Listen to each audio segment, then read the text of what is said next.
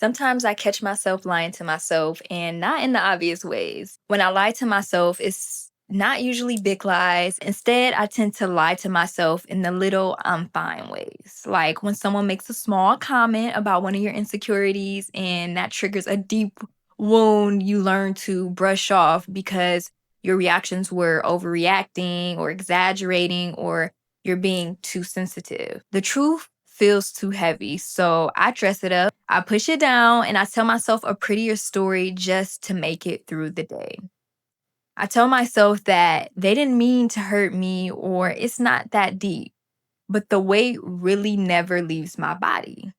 It just sinks deeper and deeper until it shows up in the tension in my chest or the way I hesitate to move forward next time I'm in a similar position or under similar pressures. Healing, I'm learning, only starts when I stop running from what actually hurts.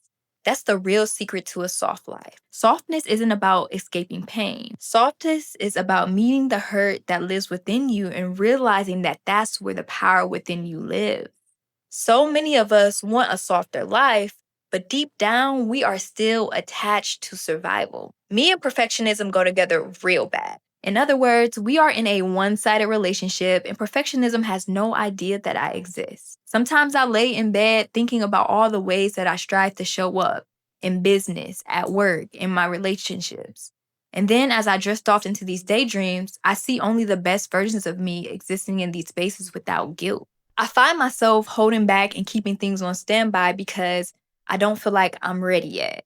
I realized that I am so obsessed with my own potentiality that, in a way, I am resistant to my own potential. And if you're curious and this resonates and you fall into this pattern of resistance, ask yourself, when was the last time I gave myself grace to be fully present in exactly who I am today? If the answer is more than one day, then perfectionism might have you caught up too. The entire thought process about radical acceptance and the soft life stemmed from me picking up Tara Brach's book on radical acceptance, which I'll link down below. I was driven to read this book because despite being a reasonably confident individual, I realized internally how uncomfortable I was with myself.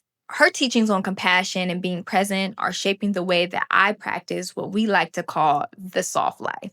The goal of this entire video is for you to reframe this idea of soft life and step into a concept of softness so that you can begin to manifest the life that you dream of. One thing I felt like was taking away from my softness is perfectionism. It's one example of the many forms of resistance that show up in how we exist in this world. Resistance can manifest in our insecurities, fear, anxious attachment, anger, and practically all the negative emotions that you can think of. Unfortunately, every form of resistance robs us of the potential to attract or embrace the soft life that we are trying to manifest. It pushes us into a frequency of survival and guilt and self-doubt and frustration. No matter how much resistance shows up in my psyche, there's a part of me that's still hungry to live the life that I know that I deserve. When I know that once I radically accept who I am, I will be unstoppable. You may be asking, why would softness through radical acceptance be the key to living my dream life when there are people out here living their dream life and not exhibiting the qualities of being soft? They're not caring or kind or compassionate or generous. They've gotten to their soft life through means of hustle, manipulation, capitalizing off of people, or whatever harmful way. So you might be wondering why embodying softness is important. And I'll say it's all about energy. When we soften our minds and our hearts, we stop fighting ourselves and we free ourselves from unnecessary suffering. When we're free from suffering, we make room to start building the spiritual wealth that attracts the material wealth we hope to see.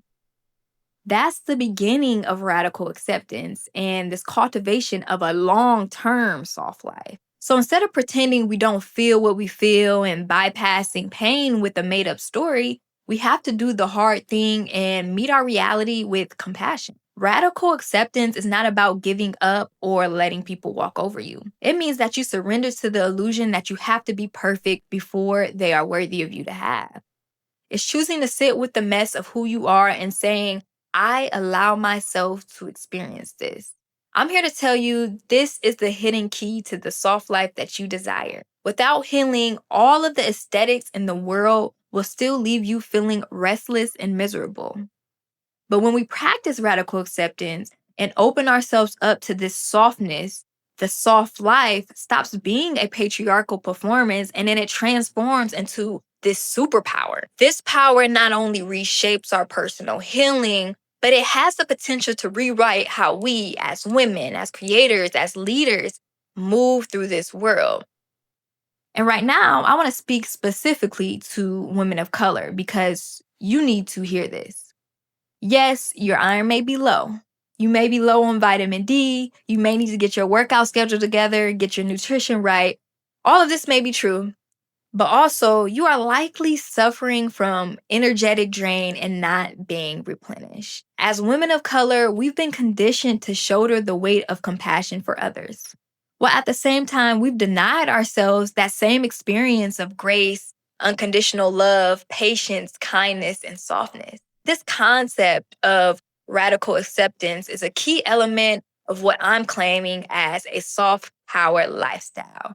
And it encourages us to not only identify how we're hurting, but also point out where the source is coming from. In order for you to start manifesting your dream life, you have to call out where the source of your energetic drain is coming from and start cutting out the weeds in your life. When we sit in radical acceptance, we are forced to look around and ask, where is my compassion, patience, generosity, and healing energy being poured into?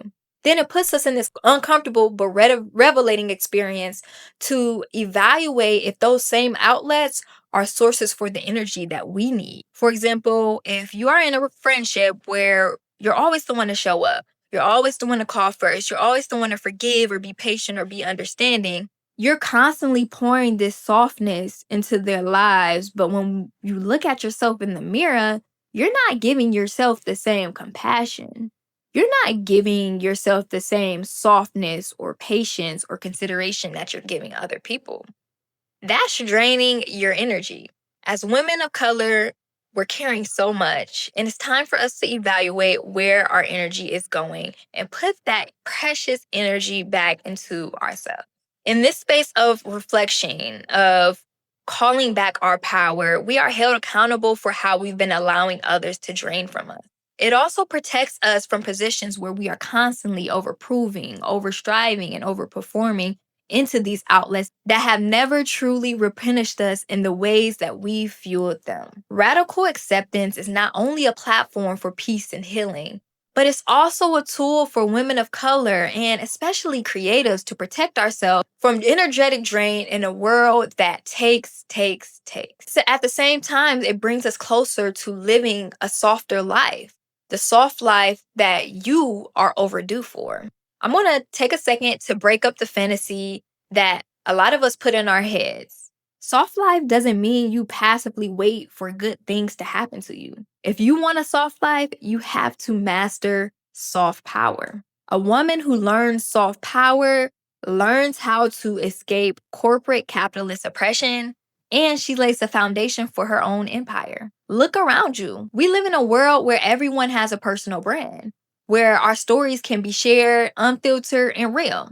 Now, it may come with judgment or backlash, but that's the cost of being real. And I know this firsthand because I'm still in corporate and I'm balancing my own life expression while operating within the guardrails of stability that a 9 to 5 provides.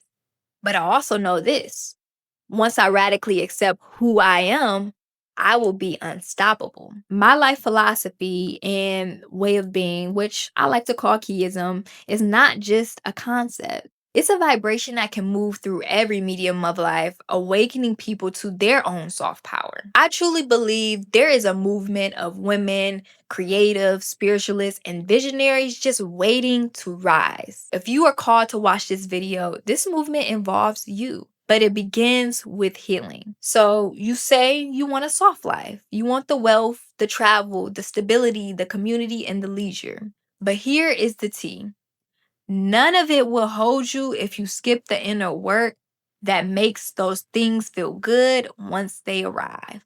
A true soft life is not curated for Instagram or to appease or impress other people.